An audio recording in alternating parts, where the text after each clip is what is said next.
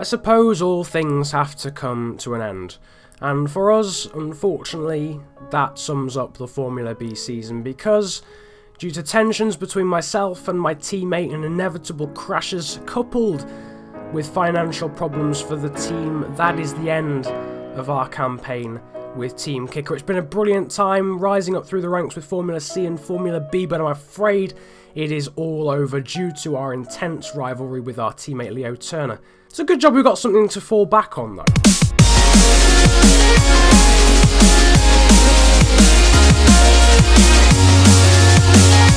Yes, that is right. Due to our brilliant performances in both Formula C and Formula B, we have been noticed in the GT2 competition, otherwise known as the GT2 category.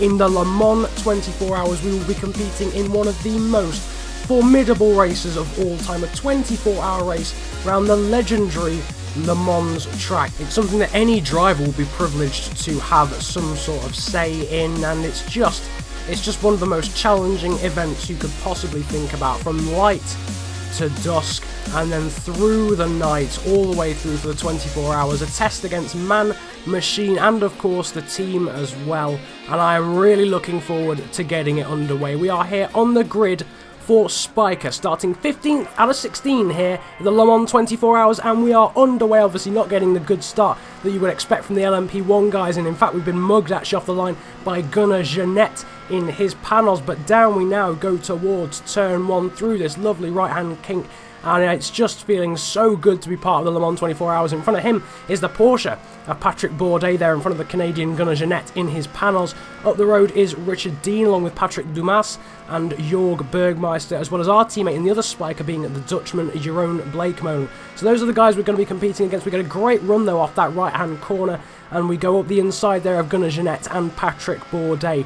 And I just want to stress how awesome this really feels to be doing the Le Mans 24 Hours after our brilliant performances in the open wheel category such as Formula C and Formula B in our junior days. We're now progressing through the endurance ranks as well, and hopefully towards that dream F1 drive. But nevertheless, we've managed to slipstream past our teammate Jeroen Bleekmolen, and whilst I was talking about that, we're now bearing down on the Porsche of Jorg Bergmeister there. I do believe he's American. He has a German name, but I'm sure he's American. Not entirely sure, he may be German.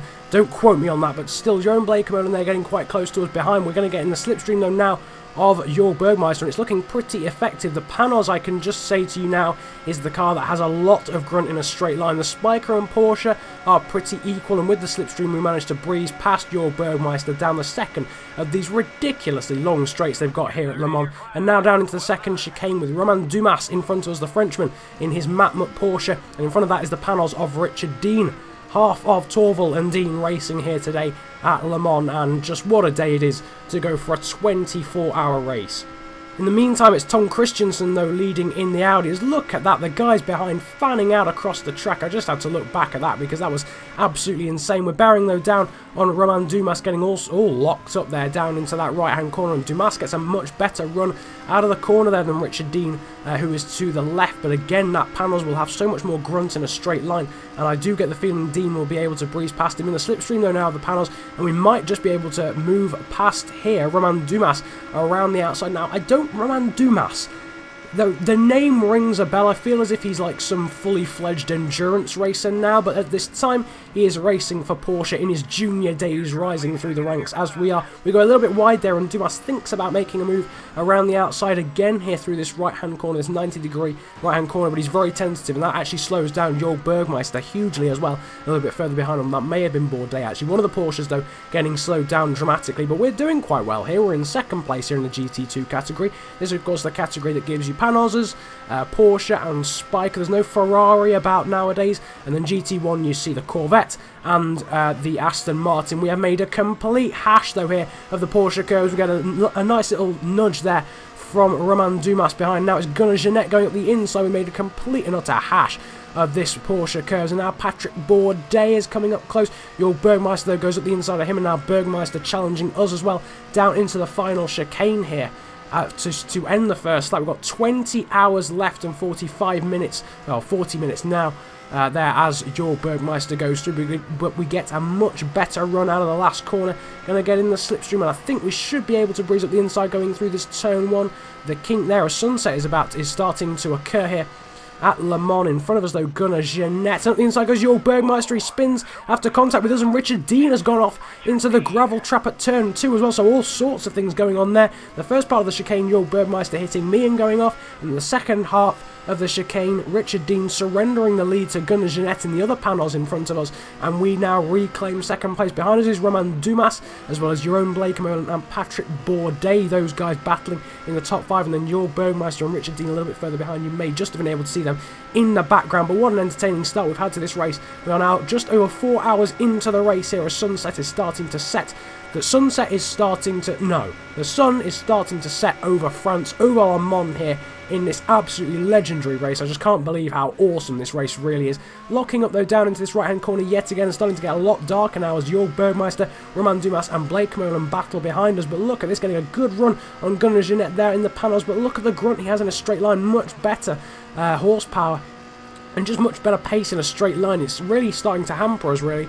We've been able to get past Gunnar Jeanette pretty easily, and I don't think really Jeanette would actually be winning this race if he wasn't in that panels. We're starting to stretch quite a big lead though over your Bergmeister, about 1.6 seconds over the American/German. I still can't quite recollect where he's from, as Bergmeister, Dumas and Bleekemolen battle behind. The lights though switching on to indicate that it is properly dark here, and we are about to get into pitch black darkness, as is one of the biggest challenges of this whole race. Not just the endurance factor, which is pretty self-explanatory since it's the biggest endurance race on the entire calendar, but the darkness value just changes everything. It changes the whole dynamic of a race, and it really is just a huge challenge to be part of here in this Spyker. We're starting to lose a lot of time though to Gunnar Jeanette through these Porsche curves again, which we're not quite getting right.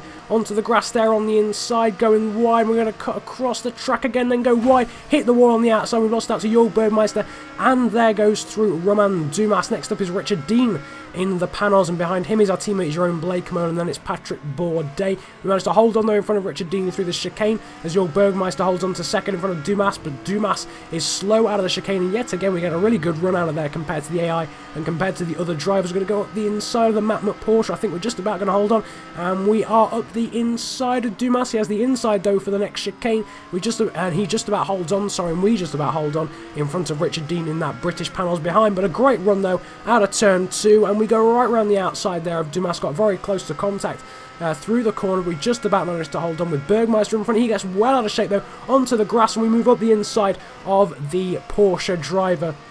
Just over 7 hours now into this race, 16 hours 45 minutes of this race left, and just what a start to the race it's been. Gunnar Jeanette though must be laughing his socks off, because us battling here, these guys now with us battling for second place, is allowing the Canadian in that panels to get miles up the road, and Romain Dumas, who's got the slipstream off your Bergmeister, is going to breeze around the outside of us, but we have the inside down into the chicane. He manages to hold on though and gets that move done, so we drop back down to third here in our category. Obviously 12th overall. Tom Christensen in the Audi LMP1 car is winning at the moment from, I think, his teammate Emmanuel Pirot. It's someone like that who's just been around for absolutely yonks in an Audi. But look at this, we're going past Dumas, and behind us your Bergmeister is following us through in the slipstream. We go across to the outside, or as you know, inside as it will be for the next chicane, with three guys behind us, including our teammate Bleekemolen there with Bergmeister and Dumas. This race is changing all over the place down here towards the group, as I shall call it, with Gunnar Jeanette leading the way. We made a big mistake there, big lock up down into that right hand corner, which we've locked up at every single time we've made it through, and Richard Dean has now managed to sift his way through all the Porsches and our teammate to now take second in the class as he breezes around the outside of us with that extra pace. Jeroen Bleekemolen is now behind us, our teammate the Dutchman, in fourth place in that Spyker. It's looking good for Spyker at the moment, but it's looking even better for panels 1, 2 at the moment for them, with Tom Christensen still leading the race obviously, but Gunnar Jeanette leading our class, and Richard Dean there now in second place, looking like he's got a lot of pace, but that spin early on really did cost him. It would be interesting to see where he would have been without that spin at the Dunlop chicane. Is it called the Dunlop chicane? It's that corner where, if you're watching a MotoGP race, if you watch the junior classes of MotoGP, you'll know what I mean. Someone always crashes there. It's the upwards corner after that fast right kink. It's a very challenging corner, and Richard Dean did find it very challenging as well as we go wide there through the Porsche curves.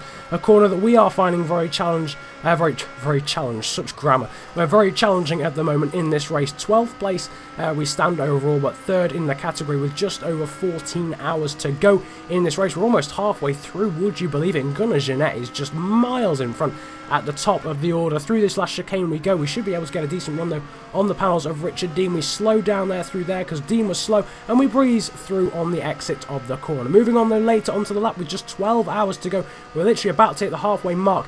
Going through this right hand kink, I think we're at the point just after those really long straights.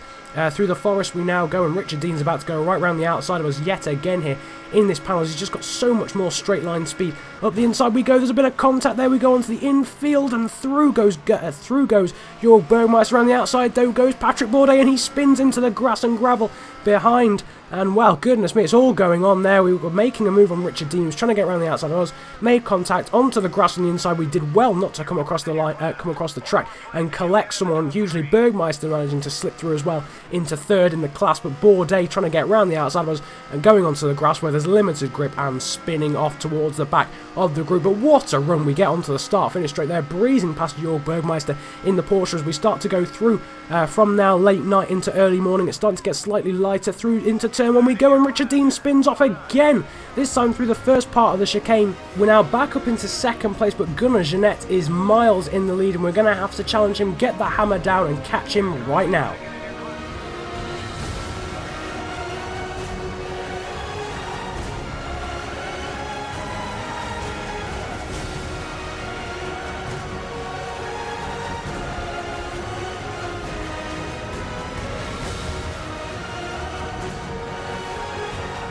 So over 4 hours later, and we have finally managed to catch Gunnar Jeanette here in the panels. As you can see, that straight line speed though is starting to get away from me, but with 6 hours to go, we have finally managed to catch the Canadian in his panels, and it took so much effort, so many quick and consistent laps to bridge that gap, bridge that huge gap that he managed to build after the guys behind battling for 2nd place were tripping each other up, and unfortunately that led to Gunnar Jeanette getting away, but Romain Dumas and Bergmeister behind are actually starting to catch too. Moving on though with just 4.5 hours left. Through the last chicane we go. We're getting a pretty decent run here on Gunnar Jeanette with Bergmeister behind in 3rd in the class, and look at this, we're going to the inside, going towards the first corner. I don't think we're going to quite have the overlap to get up the inside. We break there as he cuts across us very aggressively. Through into turn 1 we go. Jeanette, no mistakes through there like his predecessor in terms of the leader of the race and Panos teammate Richard Dean. Again he cuts across us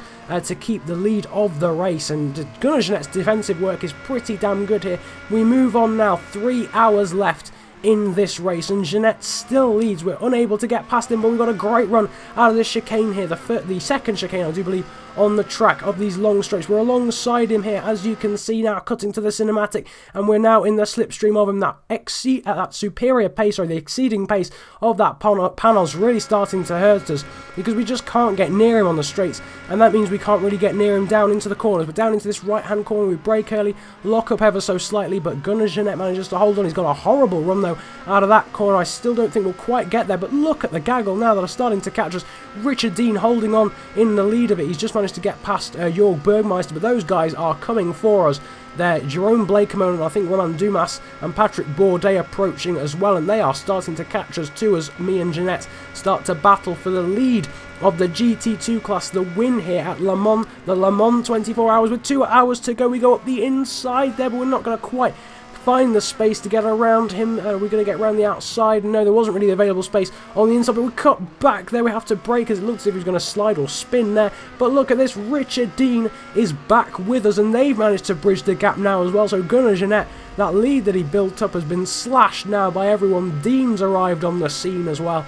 That was an unintentional rhyme, but it worked ever so well. But still, Richard Dean now behind us in third, and with an hour and 40 minutes to go of this race, things are starting to hot up. The accordion effect has had a huge effect on the overall standings of this race, because now Gunnar Jeanette leads by basically nothing over myself, and I lead over by basically nothing over the other panels of Richard Dean behind. Behind that, I think, is Jerome Blakeman actually in our sister Spyker, so he's doing a pretty good job as Dean tries to go to the outside. He won't make a move stick there. is behind. I think Dumas gets well out of shape there. I'm not entirely sure if he made it through the chicane there actually, but still, we're now bearing down on Gunnar Jeanette. Nothing left in this, just an hour to go. My goodness gracious me, this climax, this race is going to be absolutely stunning. We think about going up the inside there as my controller disconnects, which wasn't ideal, but still moving on because you don't really want to see the pause menu. And now in the last hour of this race, Gunnar Jeanette leads here for panels. He's led for I think the last 16 hours of the race. Absolutely stunning. But what a run we get up the inside, and now we move up into the lead of the class for one of the first times in the entire race. I think we take the lead in the class. Gunnar Jeanette behind us. We're 10th overall, but look at the panels. Look how much speed it will have in a straight line. They're fanning out behind Blake Molen there with Jörg Bergmeister fanning out behind Richard Dean. It's not looking good for Porsche at the moment. They're going to have a seriously good last few straights here to build up, because they were looking brilliant early on. Jörg Bergmeister was looking like a huge threat, but look at that. Gunnar Jeanette breezes around the outside of us. Richard Dean is arriving as well to try and take second in the class, but we look back up the inside through the chicane lock-up and still manage to just about get the move done. Up into 10th overall and now in the lead of the class. Absolutely stunning. Just 10 minutes left. Just agonisingly close to the win, but look at this Gunnar Jeanette bearing down on us. Is he going to take it right to the death? He's alongside us and he just can't quite. We have taken the win in the GT2 category here in the Le Mans 24 Hours. That could not have been any closer whatsoever. Tom Christensen, though, wins in front of Emmanuel Pirot in the LMP1 category. The LMP2 category I'm not really fussed about. Neither am I concerned about the GT1 category, but in the GT2 category we take the win by absolutely nothing in front of Gunnar Jeanette. Richard Dean finishing the podium in the LMP2, the GT2 class there. But what a race that was. Unfortunately, Romain Dumas didn't actually make it out of the chicane. I don't know whether he went off earlier than that, but unfortunately he didn't finish the race, which is a shame, because the battles with him very early on in the race were some of the best in the race overall. But what a Le Mans 24 Hours that was, and what an introduction to the race. We'll hopefully be doing another one of those next season. I'll try and fit it in with where the Le Mans 24 Hours would be in respect to a Formula 1 season, so it would be around about the Monaco Grand Prix, between Monaco and Britain I think, so it'll be around about that point when F1 2014 comes out, and I will again do a Le Mans 24 Hours, hopefully though moving up into the GT1 category, having successfully won the GT2 category on our debut for Spyker. What a race it's been, what an experience. I hope you guys really enjoyed the race. I really enjoyed it at the time. Feel free to leave a like if you enjoyed it, and comment below if you enjoyed it that much. Feel free to subscribe if you are new around here. I just really hope you guys enjoyed this video. Sort of a unique and quirky thing to do, I suppose, and I hope you guys enjoyed that on a very old game. Maybe that brought some nostalgia and some memories back to you too. But nevertheless, it's been a pleasure ranting you guys today. Have a brilliant day, enjoy yourselves, and goodbye.